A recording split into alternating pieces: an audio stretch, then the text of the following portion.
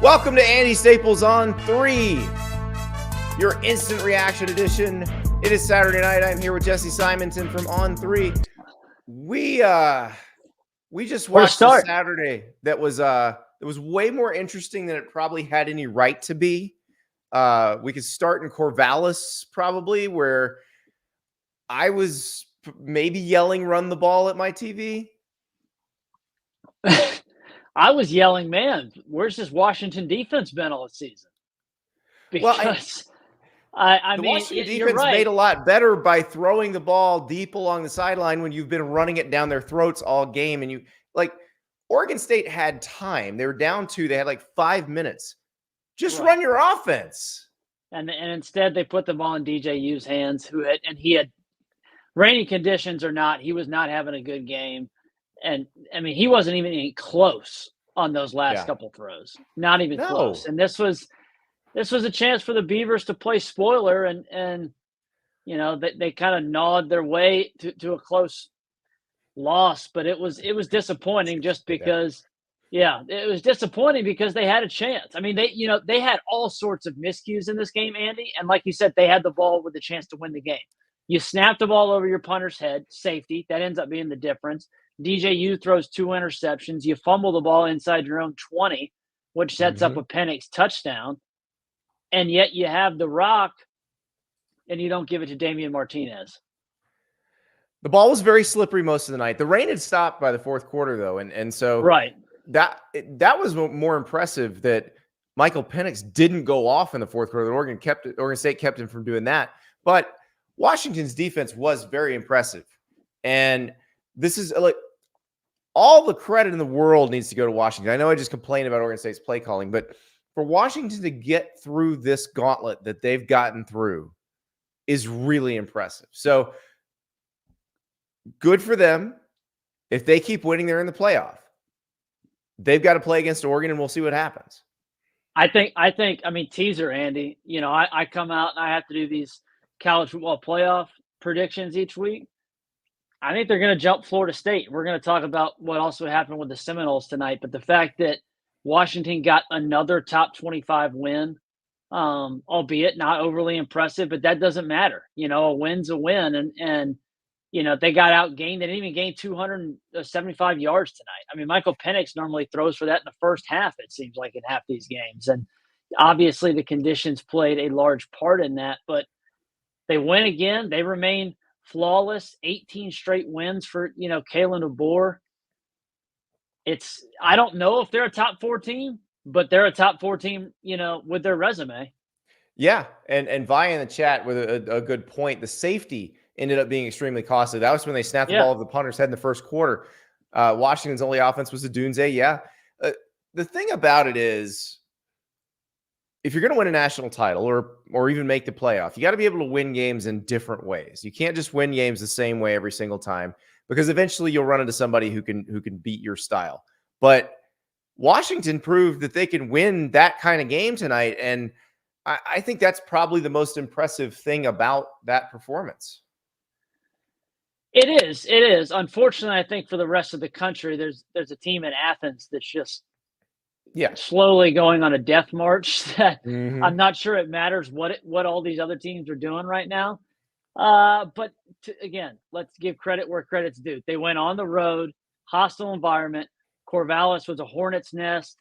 That rain did not slow those fans down at all. That place was buzzing, and they were able to hang on. And so again, I think that their resume continues to look better and better when you got Oregon, who's just splattering teams. The fact that remains probably it's either that or Texas's win over Alabama is the best win of the season.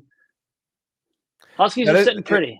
If this were the SEC, we'd be talking about how when they lose to Oregon, they'll both get in, but it doesn't work that way. They're going to have to keep winning. If Oregon beats them, Oregon's going to get in, and they're not. But, Oregon's got to beat Oregon State next week. So we'll cool our jets on that one first, because that is the Civil War. Now, there's talk of maybe them trying to keep playing the Civil War, even though they'll be in different conferences. But this one's going to mean a lot, especially given everything that's happened with Oregon State in the offseason and this season as they're trying to battle this out in court for the Pac-12. So absolutely big one. And who knows, maybe even Washington will get a little bit of a friskier Apple Cup. It looked pretty damn frisky against Colorado. Yeah, I mean, like, that was a team that was a top 25 team, first 6 weeks of the season, and they just completely fell off a cliff. So if Jake Dickert has kind of found something with that group, I mean, obviously Colorado is Colorado at this point, but even that game, I think now at least looks a modicumly more interesting, than it did before everyone went to bed on Friday night. Now, a game I did not expect us to be talking about, but we are here. Here we are. Florida State, North Alabama. So here's how this game started. North Alabama goes up 13-0. Jordan Travis scrambles, appears to break something in his lower leg. Gruesome. It was a gruesome injury. Everybody knew it was serious right away. They take him off the field, and he's done. Now, Mike Norvell said after the game that he's not got any updates tonight, but let's be real here. He's not coming back this season. So you got Florida State's got to go to Florida, where it's going to be two backup quarterbacks. It looked like Graham Mertz broke his collarbone in the Missouri game. But then you also have Florida State playing with a backup quarterback, Tate Rodemaker, against Louisville in the ACC championship game. Jesse, do you think they're going to get out of this unscathed? They got two more. Do you think they can win them both? I don't. I mean, it's hard. I mean, like, think about how much Jordan Travis does for this team. And yeah, they rushed for 250 tonight against an FCS opponent. Keon Coleman will likely be the best player on the field in both of those games.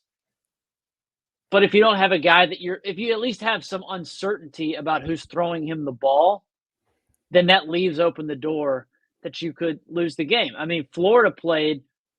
Now, maybe they'll be so gutted because they didn't win, but this is a team that played an extremely inspired performance tonight at Missouri. Yeah, that might be Florida's best game all season. Yeah, and now, can they lick their wounds and come home and fight for a bowl game against a team in Florida State that is trying to keep its playoff hopes alive? I think you and I both agree. We've talked about this several times on these Saturday night shows. FSU cannot afford a loss. No. They have to remain undefeated. Louisville didn't look all that great against Miami, but they found a way, and that'll at least be a very competitive game, if the likely circumstances are Jordan Travis is lost for the season. Well, and it makes it a lot more interesting, and I think there's a lot of teams probably crossing their fingers on that one, because if Florida State is to lose, they're out. The ACC's out.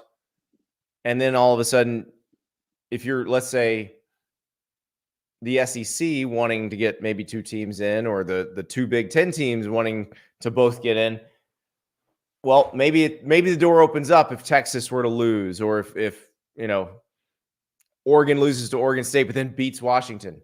But it definitely opens up a spot or two. Well, I mean, in terms of the big picture, if you want to do 30,000 foot on this, Andy, I think for the playoff, I think Texas absolutely needs to start putting up some style points the next 2 weeks in the regular season finale against Texas Tech, and then in the Big 12 championship, because I think you and I both agree what happened in Tuscaloosa should matter. But with the way these two teams are playing right now, would it really surprise us if Alabama beats this Georgia team, if they don't leapfrog Texas in the rankings? If Oregon goes and splatters Washington, would they not leapfrog Texas in the rankings? I think the Longhorns absolutely have to start kicking this thing in high horse. And right now, it seems like they're just kind of stuck in a certain gear. I mean, they did not look overly inspiring tonight against Iowa State. Well, let's talk about that, because Texas wins by 10 at Iowa State. I think when we see the success rate chart, our friend Parker Fleming's "How bad did we really get beat?" chart, we'll see that Texas had a lot more successful plays than Iowa State. They just were shooting themselves in the foot over and over again. The worthy return that got brought back because of a penalty. Two touchdowns negated. It was a worthy fumble late in the right before they scored. So yes, that was they played well enough to win by more than they did. But the problem is when they keep doing this stuff, they're going to run into a team that will beat them when they do it. And it would probably be in the Big 12 championship game if they play like this. Yeah, specifically. And there's all sorts of bananas, galaxy brain tiebreakers going on in the Big 12. I know you had some folks on this week on the show trying to explain we tried to a fifth grader, simplest solution. But I don't. Texas does not want to see Kansas State, and Kansas State did not play that well tonight. But that is a team that absolutely would put the fear into the Longhorns. We'll see about Oklahoma State. They remain kind of the inside track, but Kansas State rallied 11 points. They win their 15th straight Sunflower Showdown. Chris Klieman, man, the guy just figures out ways to win games. Yeah, and that was a fun game. It was back and forth, bunch of lead changes. Lance Leipold did a great job with Kansas in that game too. I know the Kansas fans hate me when I say this, that Lance Leipold probably getting courted by some people. Lance Leipold's getting courted by some people, guys. Now, Kansas is going to try to keep him. They're going to try to pay a lot of money to keep him, but he's doing great. I think Klieman is probably going to get the tires kicked on him by a few people too. I'd say so. But like I said with him, he may have a special quarterback for the coming years. You don't leave unless it's a really, really good job. So and they could be the class of the Big 12 next year. They sure could. We'll see if Jed Fish is at Arizona, but they could be pretty good in the Big 12. Utah will be good in the Big 12. But man, Kansas State looked great tonight. I was worried about them there in the fourth quarter, but Will Howard let them back. And I think you're right. I think a K-State Texas game, that's the one Texas needs to worry about the most. Although I will say, give credit to Oklahoma State, because I thought, after what happened last week, which was horrendous, then they go down 20. They went down 23-9 to Houston and wind up winning 43-30. And really, I don't know about you, Jesse. I felt like by halftime that Oklahoma State had that under control. They had, and then there was the Ollie Gordon show in the third quarter. He scored in the second half, but really the third quarter. He scored multiple touchdowns coming out of halftime. He ended up with $160, I think, 3 scores. Bowman kind of rebounded, responded from his pick 6 to throw for over 300. Just to circle back real quick to Kansas State, you know why they scared Texas, Andy? Why is that? Because they are a team that, unlike a lot of these other Big 12 teams, they do take advantage of your mistakes. Kansas today muffs a punt, goes for a touchdown. There's they have another miscue. Block, was it a mixed extra point that went for 2 points? Mm-hmm. They blocked it and ran it back for 2 points. Texas did that to Iowa State too. They did. Texas did do that. And that was actually a flip in that game, because it would have been it was 13-10, but then it was 15-9. Yeah.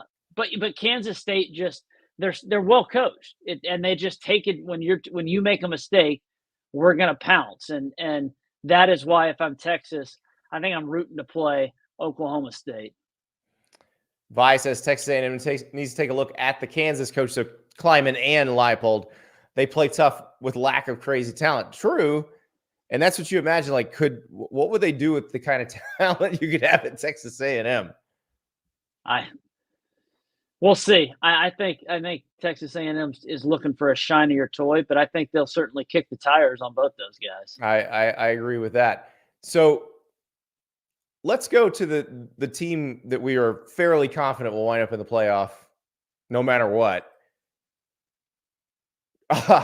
Let's take my graphic away. Backwards. Hashtag backward. Willy Wonka, reverse it. Well, yeah, Georgia went to Tennessee and just absolutely splattered Tennessee.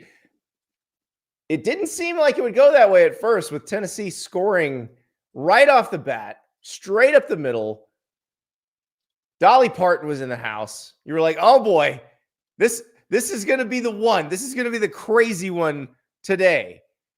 But no, Carson Beck and Georgia's offense just ripped through Tennessee's defense over and over again. You just flashed the graphic, Andy, of Brock Bowers, and he had a monster game. But the difference today, or I don't even think the difference, but like I think one of the stories for Georgia today is that, yeah, they might not have a first-round talent at receiver like Marvin Harrison or Keon Coleman, Roma Dunze, some of these guys. His name's Brock Bowers. Well, but I was going to say the difference is they have 6 or 8 other guys aside from Bowers, who yes will be a first rounder. They had 6 or 8 other guys who can just step in on a dime and get open. Ladd McConkey is hurt, sick, doesn't play. So Dylan Bell comes in, hadn't caught a pass, Andy, in 2 games. Throws for a touchdown. Threw a touchdown pass. Exactly. Plays in Ladd's spot in the slot. Catches 5 for 90 in a score. I mean, Tennessee just had no answers. Georgia faced a 2nd and 21 at one point, first down. 3rd and 12, first down. 2 plays later, it's a touchdown.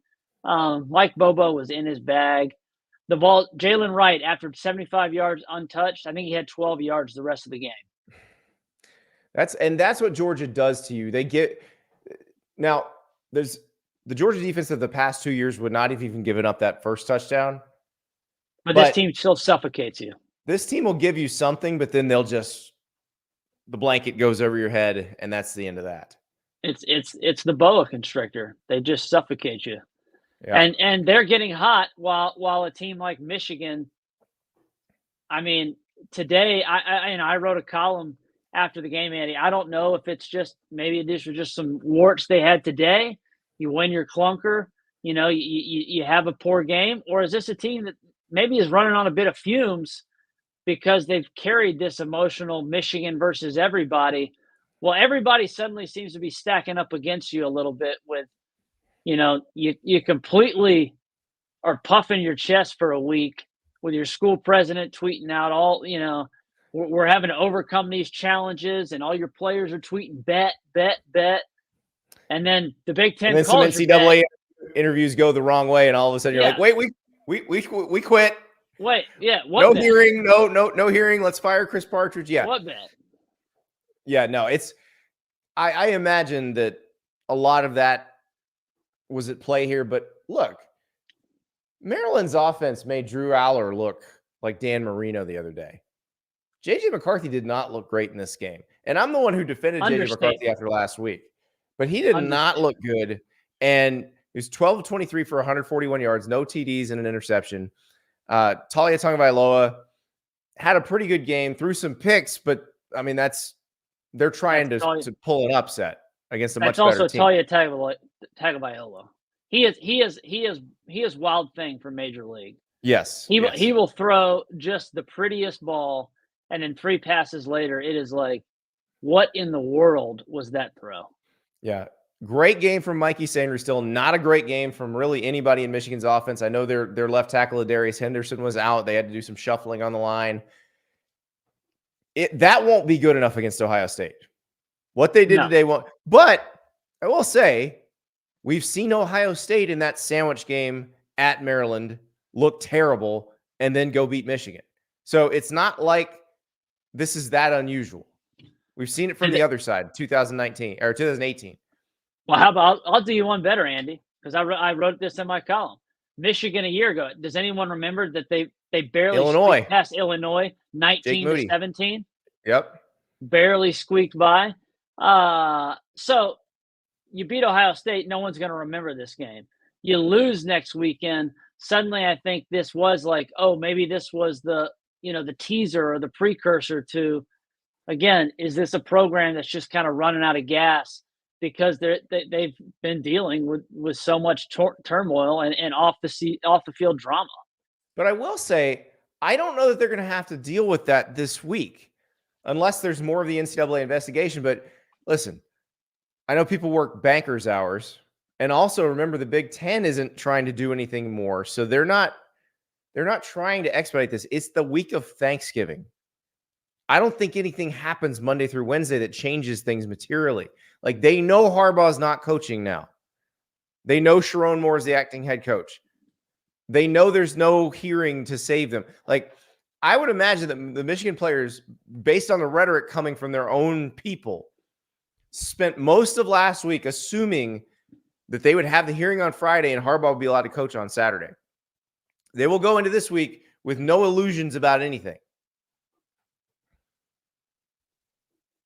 Yeah, I mean, you're not wrong. And at the same time, I think the fact that, Bruce Feldman and some of these other guys are out here saying that the worst is yet to come. And again, you're probably right. It's not going to come on Thanksgiving week. What Bruce said today isn't anything different than we've been saying for a month. For sure. They didn't take the plea deal in the original case, which was a 4-game suspension. So Michigan self-imposed a 3-game suspension. So you know there will be more games added on to that case. And then there will be games from this case, because you can yell all you want about Jim Harbaugh didn't know. It does not matter. The way the NCAA rules are written, it doesn't matter. And they've already caught them. They already have it. They don't need to get any more to hit him very hard. So, yes, Jim Harbaugh will probably be suspended for a lot of next season, if not all of it. And Michigan may have to do something about that, or he may go to the NFL. We've been telling you that for months. We have. And so here's the question, Andy. Has he coached his last game already? Because if they lose on Saturday. Oh, if they lose, oh gosh. No, he coached the bowl game. I think he'd coach the bowl game. You think he would? Yeah. NFL season, the NFL regular season, assuming he wants to get an NFL job, which I would assume he does, the NFL regular season goes into the first week of January now. You're right. No, you're right. I just wonder if maybe the NCAA stuff gets a little expedited by then. But you're probably right. I'll say why do you expedite it now? The Big Ten says we're good with a 3-game suspension, so you don't really have to expedite it now. Fair enough. If you're Michigan, you slow it down. You're like, oh, no speedy trial for us. So, yeah, I do think Nishant, the in the chat that we just put up, the Illinois game felt like this one, clearly playing conservative and looking ahead to Ohio State.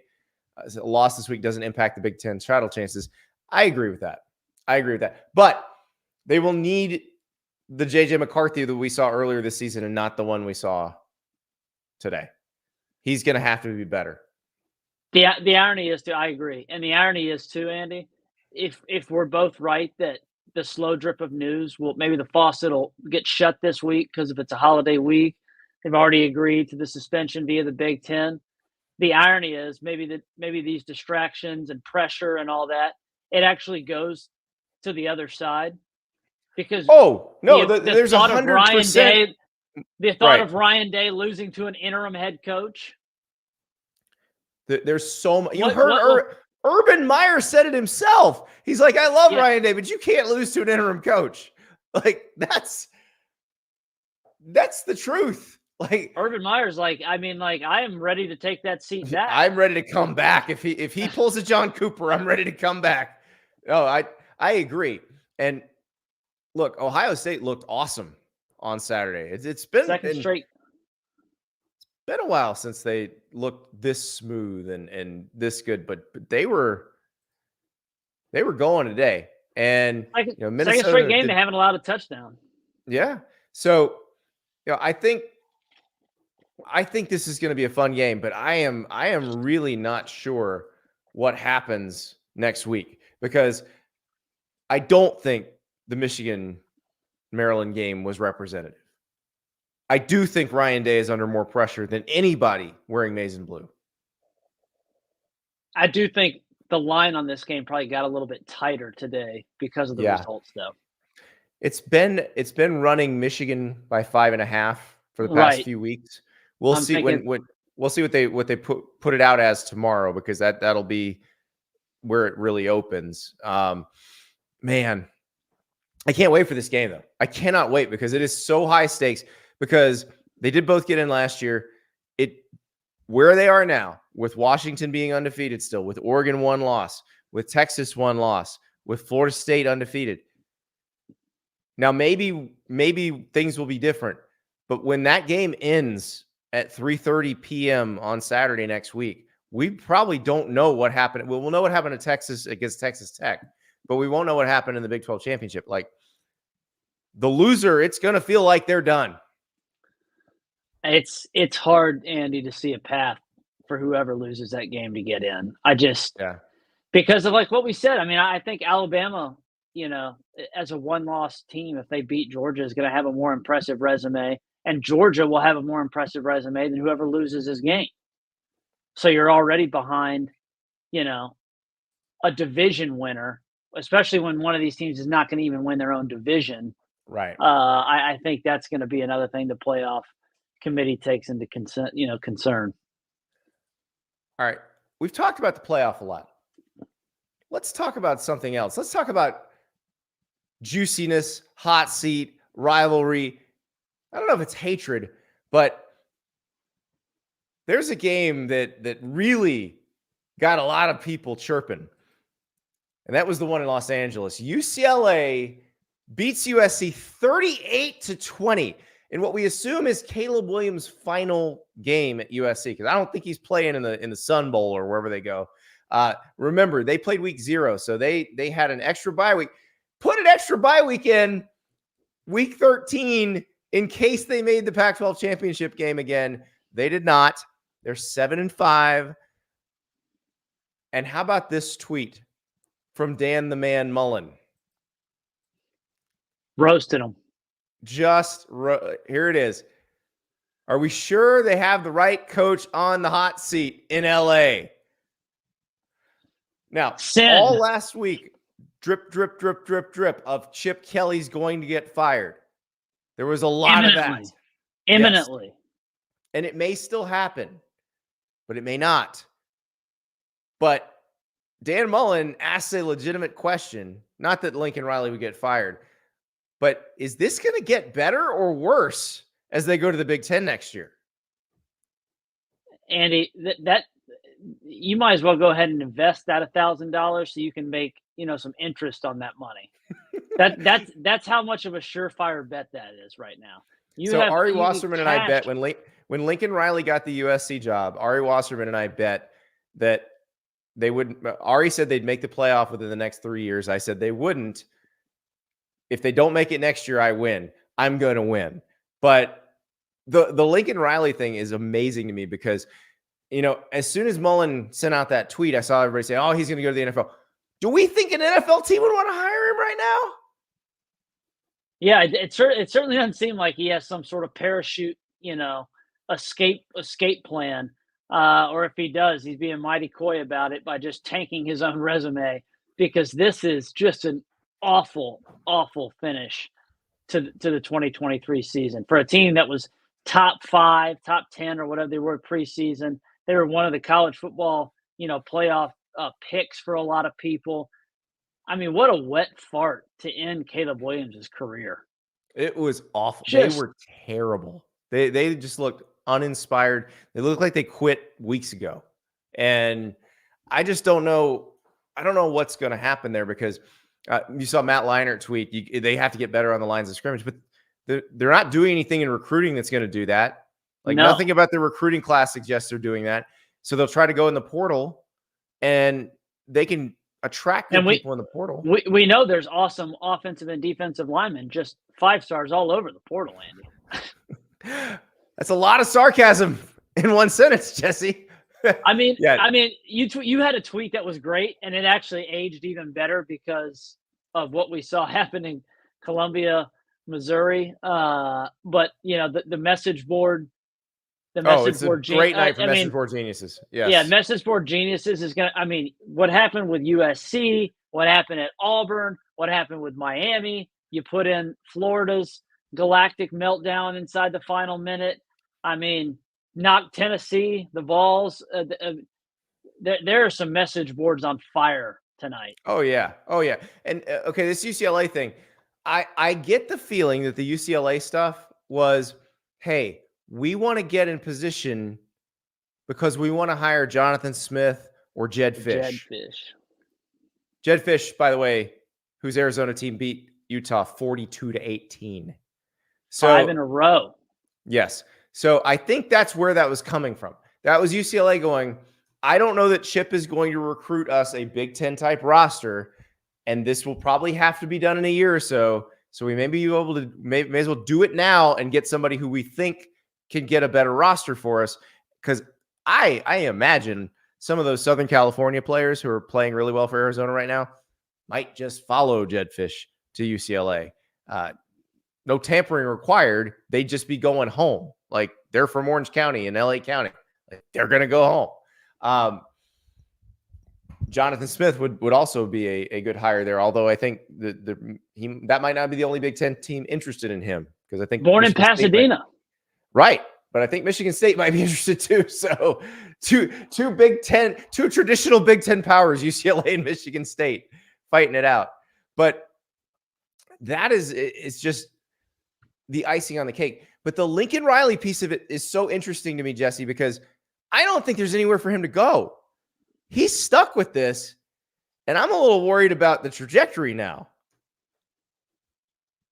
I mean, how can you not be? This is a team that just lacks all sorts of fundamentals, physicality, that's going to enter next season with uncertainty at quarterback, which, yeah, Lincoln Riley maybe can go get somebody out of the portal, but there doesn't seem to be a home run that's going to enter the portal that we know of. Certainly not someone with the talent capable requisite of Caleb Williams, and he couldn't even mask the team's deficiencies. So I think they're looking at like a 7-5 season in year one in the Big Ten. And I mean, they play a tough schedule. And, oh, by the way, they open with LSU. Let's not forget that. Okay, they may go 6-6 then. Oh, is that did it too? Yeah, so 6-6 after this season. Suddenly, you're talking about Lincoln Riley, who was, had the Hollywood homecoming and this whole, just he's going to take over LA literally 12 months ago, and we're talking maybe in 12 months forward being on the hot seat. That's an insane fall from grace. It is crazy, and obviously he's got such a big buyout because we don't know what it is because USC is a private school, but we can reasonably assume that he's got an almost fully guaranteed contract, that his contract probably looks very similar to the one Brian Kelly has at LSU, negotiated by the same agent, by the way. So, Andy, we've seen that house. Yeah, we know it. We know it's fully guaranteed. Exactly. So there's nothing you can do about it if you're USC. You got to sit him down if you're Jen Cohen, the new athletic director, and be like, listen, you need to hire a defensive coordinator who plays the correct size people, unlike Alex Grinch.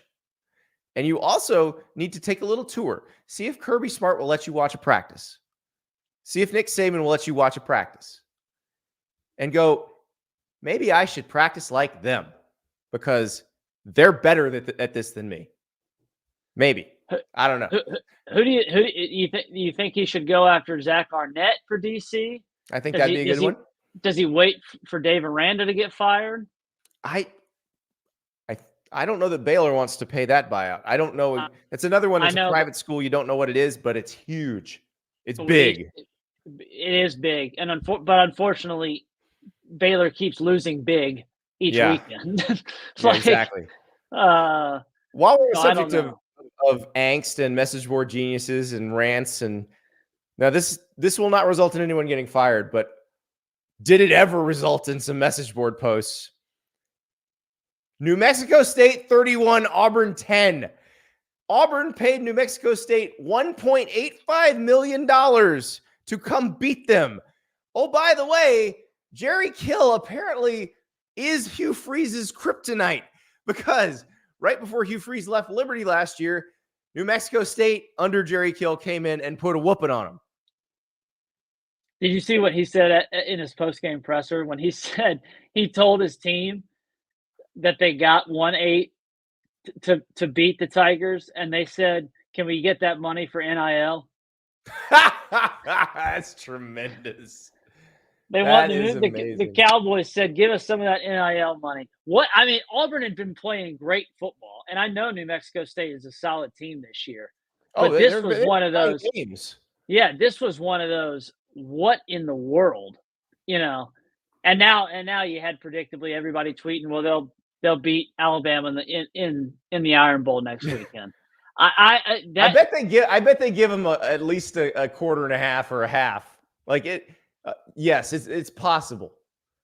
But Diego Pavia, the quarterback for the Lobos, just incredible. Not the Lobos, the Aggies. I'm sorry. That's insulting. How dare I? Look at that. Look at that logo on the New Mexico. I love that guy. I love that it's a cowboy. He's an Aggie. The Aggie is short for any sort of ag school. But he's got his guns out, but they're held very close to his sides. Oh, I've always loved that logo. Never thought I would actually put that logo in this show.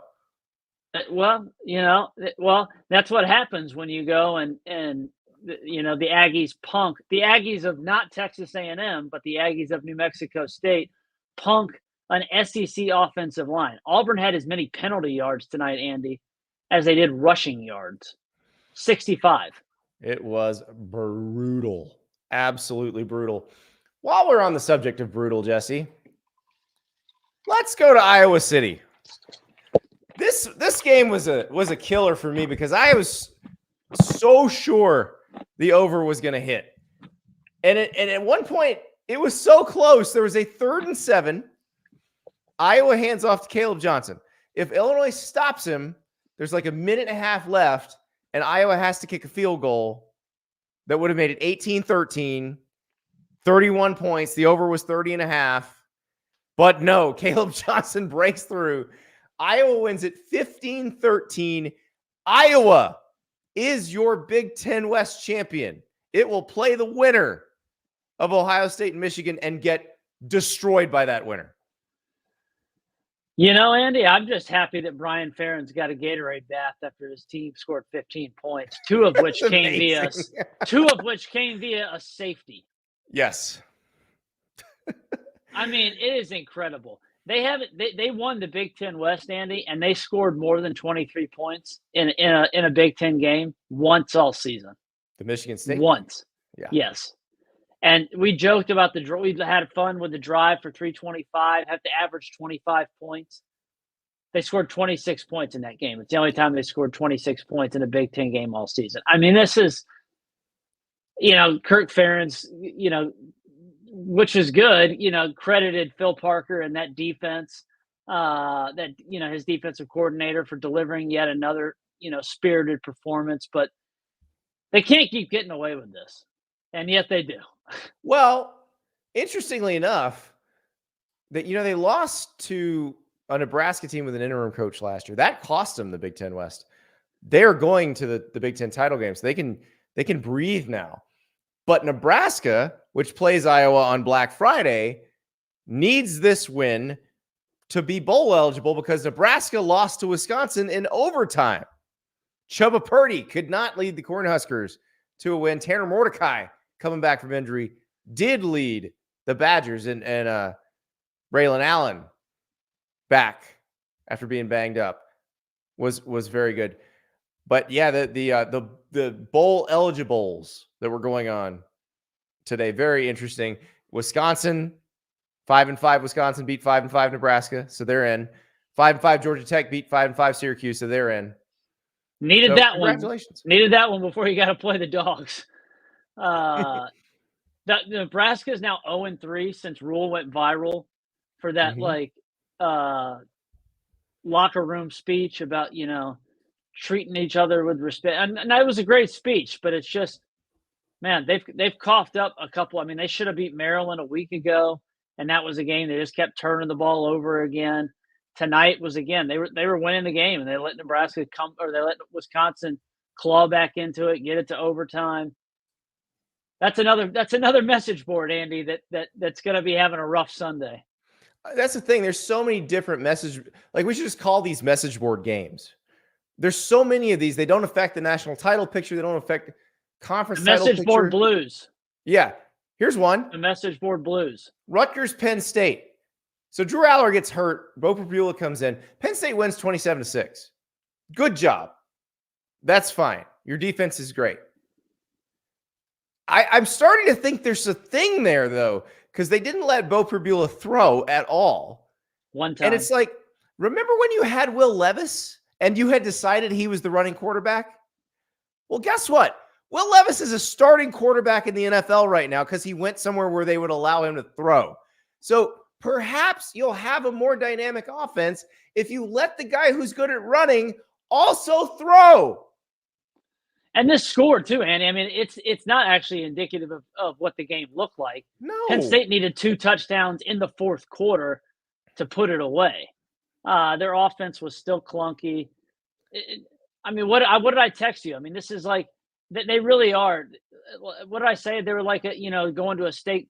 They're going to finish 10. It's like going to Ruth's Chris and ordering chicken. Exactly. Yeah, that's what I texted you. It's like, what are we doing here? It's just a complete waste. 10-2. You shrug your shoulders and you move on.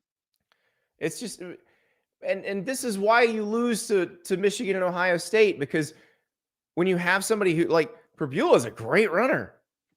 You know what? And I realize that Penn State does not have receivers who are great at getting open, but do you know what makes receivers more open? The threat of a running quarterback. Like, he can actually probably improve your passing game by being a good runner. That and just actively, running concepts that scheme guys open. There are other teams that don't have dynamic receivers that can still find ways to get their playmakers the ball on the perimeter and in space. And Penn State for the last few seasons has struggled mightily in that regard. Well, who else was a good running quarterback tonight was the kid that came in for Florida. Oh, yes. And we will talk about them in a second. I am going to go catch Penn State against Michigan State in Detroit on Friday because I'm going to Ohio State, Michigan. So I figure, why not? Let's see. I don't know if Aller, I doubt Aller will be back for that game on a short week. So maybe they build a game plan around Bo, because honestly, it doesn't matter if you lose that game. Like, you're going to the same kind of bowl regardless. So you're going to Orlando or Tampa. Like, maybe not. Maybe they go to New Year's Six Bowl, but probably Orlando or Tampa. Like, whether you win or lose, you're going to Orlando or Tampa. Just try something different. You might find you like it, and then have something you can do next year when you have to play against Ohio State. It's like an 8-year-old trying a new vegetable on Thanksgiving. Exactly. You might find out you like it. Exactly. All right, let us talk about Florida and Missouri, and yet another message board game. And I think this is probably one that went both ways on the message boards, because Missouri did not expect to be in this level of fight with Florida, especially after Florida starting quarterback Graham Mertz went down with what looked like probably a broken clavicle, something like that. It was on just an incredible run. It looked like a Tim Tebow run where he just smashes through 2 tacklers and gets a first down. And then he runs the next play and he hands off, and you could tell he's like, uh-oh, something's wrong. And then they take him out. But it was, so Florida's winning 31-30 with, I don't know. Well, okay, before we get to that, the play before Florida kicks the field goal to go up 31-30, Trevor Etienne goes out of bounds. On a third down play. So that gives Missouri an extra 40 seconds. Guys, coming out of a timeout, Andy. That's the other thing. Billy Napier called a timeout to talk about the play. You're not going to believe how long Missouri's final drive was. If they hadn't had an extra 40 seconds, spoiler alert, they don't win. So, but Missouri converts a 4th and 17 over the middle to Luther Burden. Yeah, and then gets in position for a Harrison Mevis field goal. And we know what happens when the thicker kicker comes out. Stuff gets done. But Florida's defense was just Swiss cheesed those last 3 plays before the field goal. I mean, it was such a gutting loss for the Gators, because this was not only would Billy Napier have had a little bit of proof of concept, because the running game down 2 tackle, you're down 2 starting tackles. This is finally what Gator fans thought the running game would look like all season. Trevor Etienne, aside from his mistake at the end, Montrell Johnson were just getting downhill, running straight through the Tigers. This is a Tigers defense that completely bottled up a really good Tennessee running game a week earlier. Florida, gets a really spirited performance, and it looks like, they could pull off a top 10 win. You get bowl eligible. This is a team that's the youngest team in the SEC. They desperately need these 15 practices. And for them to just, like you said, play Swiss cheese, picket fence defense at the end where you give up throws of 27, 11, and 12 to not even make the thicker kicker even have to think about kicking a tough field goal. I mean, that was a layup for him at the end because Florida just laid down. This is going to be. I am fascinated to see what this game is in Gainesville next weekend, because this is going to be one that's extremely hard to get off the mat. Well, and I realized Florida beat Tennessee earlier in the season and played a very good game to do that. But I think the way they were playing up until the last 40 seconds of this one was the best they've played all season. It was, Agreed. and the other part of it that you should be really happy about if you're Florida is these guys haven't quit. Like, they've looked, especially defensively, looked really bad these past few weeks. They have not quit. The young players keep coming, keep trying, and they had a really good team on the ropes on the road. But you have to be able to finish those off sometime. And, we can put that on coaching. I don't know if I am fairly certain that Billy Napier will be hiring an offensive coordinator to call plays instead of Billy Napier next year. I'm fairly certain of that. I don't know if they'll change defensive coordinators, but I'm guessing it's trending that way. That Austin Armstrong might just get the 1 year. But that's tough. That'd be the third defensive coordinator in as many seasons for Florida. Fourth, really, you're counting Grantham the year before, fourth in 4 seasons.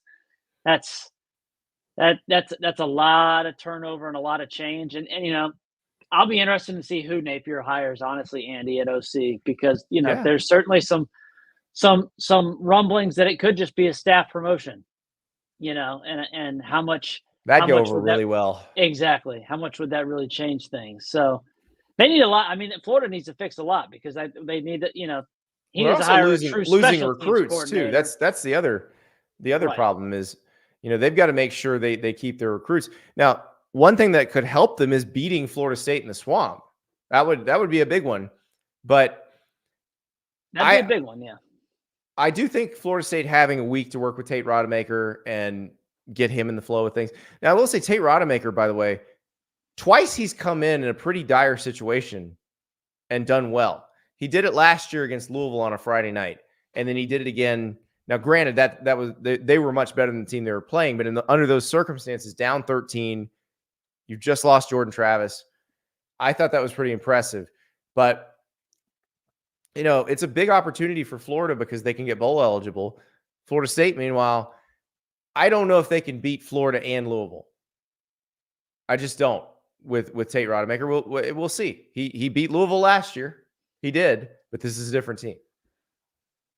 Yeah, and this was, we didn't really talk about that game, but Louisville kind of overcame a real scare from Miami tonight or this afternoon. They did not play all that well. Jake Plummer honestly probably played one of his better games. He came up with some big throws. Canes had some Canes on Canes crime that kind of allowed the go ahead touchdown where Coleman was just wide open 58 yards down the sidelines because 2 Miami players ran into each other. But yeah, it was weird. It was a rub route where the offensive guy didn't touch anybody and let the defensive players just run into each other. I don't think I've ever seen that before, but it worked. And you can't throw a flag on that. That's not OPI. No. And they Louisville came up with a big stop. Again, message board blues, Andy. Miami now, they're looking at potential 6-6 season. You got to beat Boston College to go 6-6 next week.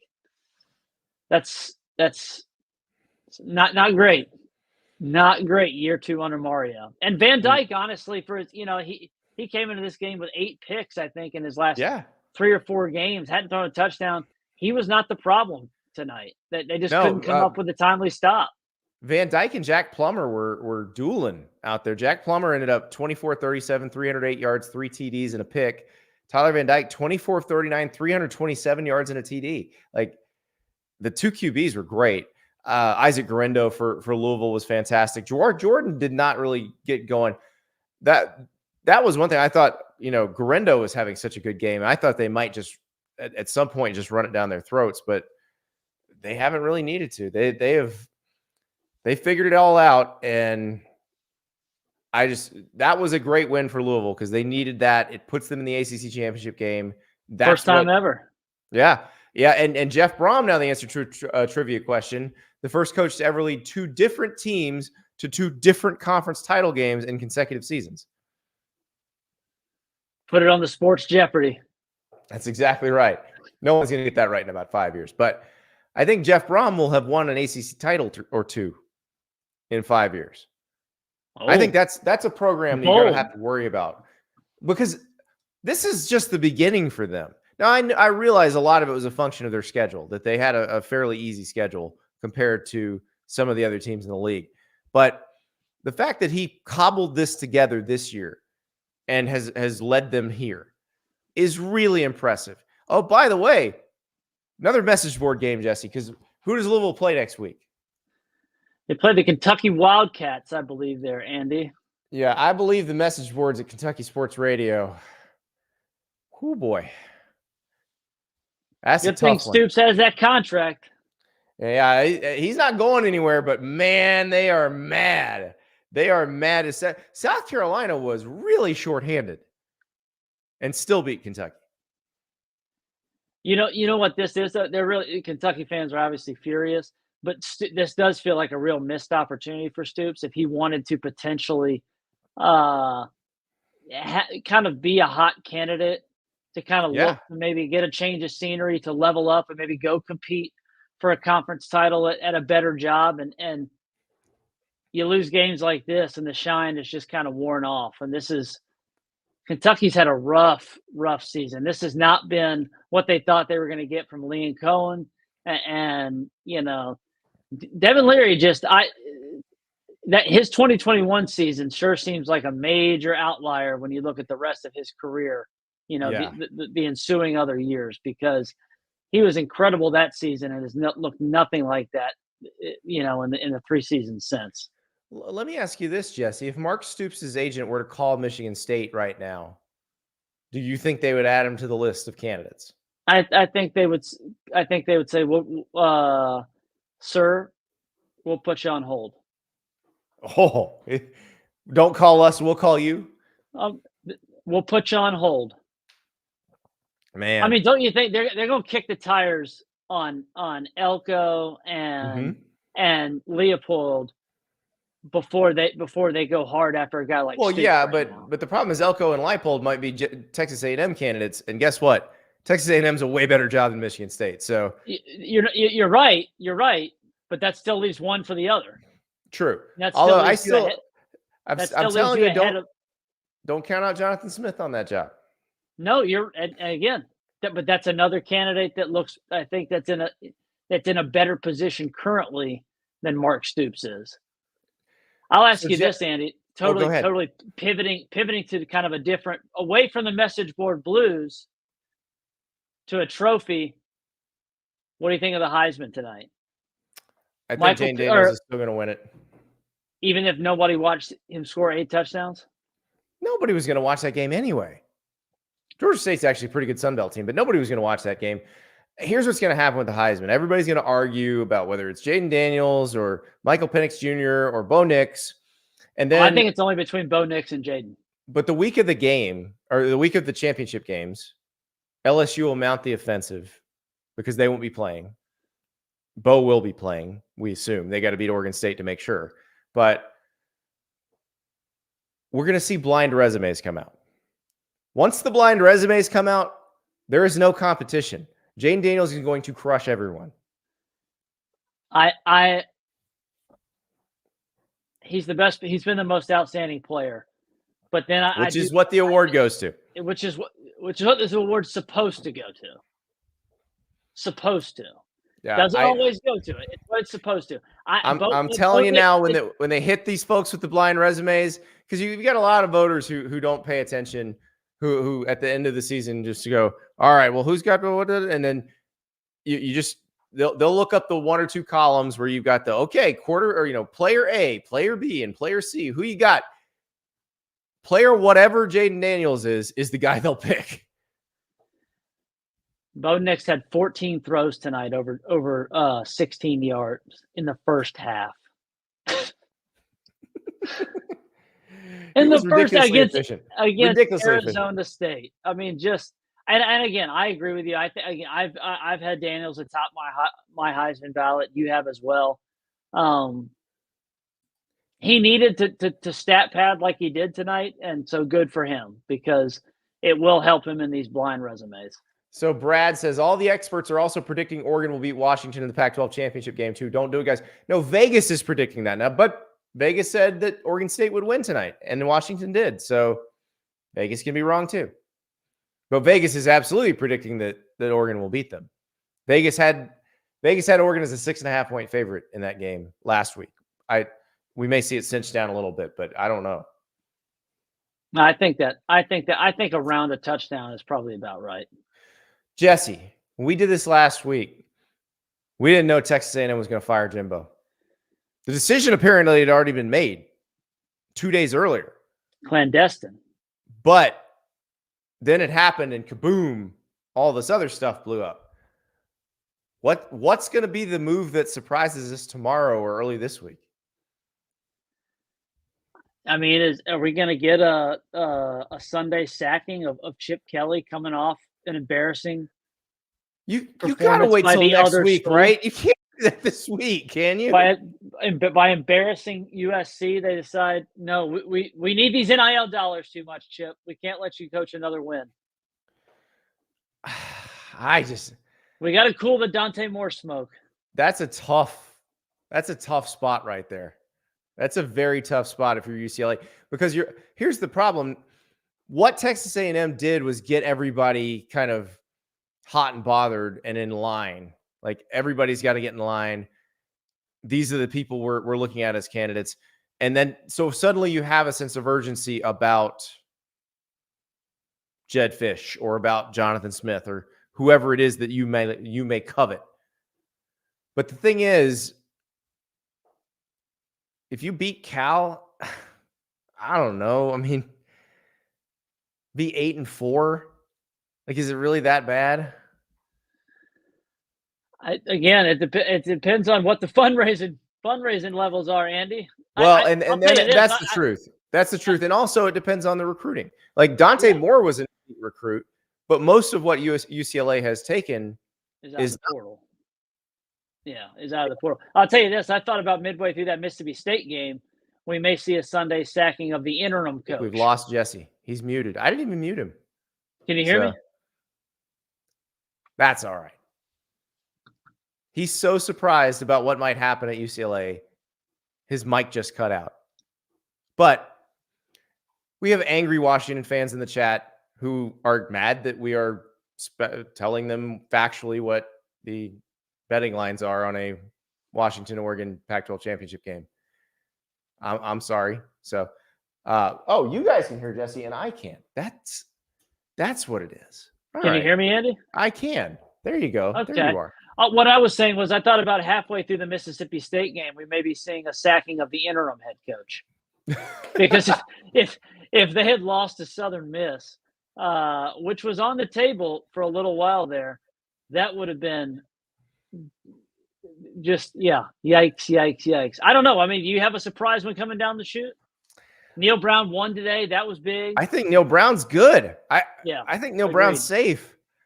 Can Neil Brown win 8? That's the question now. And that's what we said at the beginning of the year. Oh, Neil Brown's going to have to win like 8. We're like, oh, that'll never happen. They're at Baylor. They can very easily win 8. And like you said, Baylor, they don't really want to stomach that buyout. So, but again, where is it going? And I think that's the question with all these teams moving conferences. And I know Baylor's not moving conferences, but I think everybody's looking at that and going, our conference is going to look different next year. How prepared are we for the conference we will be in, for the group of teams that we're going to be playing next year? Because if you're Baylor, if you're Mack Rhodes, you're looking at Utah coming in, Coach Prime in Colorado, you assume will be a little bit better. If Jed Fish stays at Arizona, they could be very good. And then, oh, by the way, Chris Kleiman still at K-State. Mike Gundy keeps winning at Oklahoma State. I would imagine TCU has a bounce back. I don't think this year was was representative. So like if you're Mac Rhodes, what do you do? I think, I mean, I think that it's trending in the wrong direction. You know, the again, we're talking about outlier seasons from Devin Leary and some other. What Aranda did in 21 just seems like a completely outlier season. Their recruiting also is going backwards. They tried to patchwork some stuff in the transfer portal this season. That didn't work. The staff changes, both offensive coordinator and defensive coordinator, have not worked. That's gonna. You and I both know, like, if Baylor's open, that will be a very attractive job. Right, that job pays very well. It pays very well, and if the right candidate or right person is in that job, in this new look Big 12, they could win fast. Yeah. So you got to get it right. Who would Baylor get this better than Aranda? Well, I think you can do better than they're doing now. And look, they aren't far removed from being very good. Now, they had to fire Art Briles for off the field reasons, but a person can come in there and win. Yeah. How about, I didn't see that guy's name, but what if Jeff Traylor doesn't get Texas A&M? Right. Exactly. He'd be a great hire for Baylor. Exactly. GJ Kinney, don't look at the score from today. Has Butch Jones, has anybody ever had a weirder season than Butch Jones this year? Because they lost to Oklahoma and Memphis, and now there's won 6 out of 9 or something. Exactly. That's the strangest thing. And they can beat Marshall. I'll tell you another candidate that would be ahead of Stoops. By the way, we're not saying Butch Jones is a candidate for anything. It's just that he lost 73-0 to open the season and won 77-31 today. He was not on the candidate. He was going to get fired. Yeah. Another guy, Dave Doran, just keeps winning. Mm-hmm. His quarterback just was like, I'm going to redshirt. It's like, okay, we'll just keep winning. That's fine. We'll beat Virginia Tech.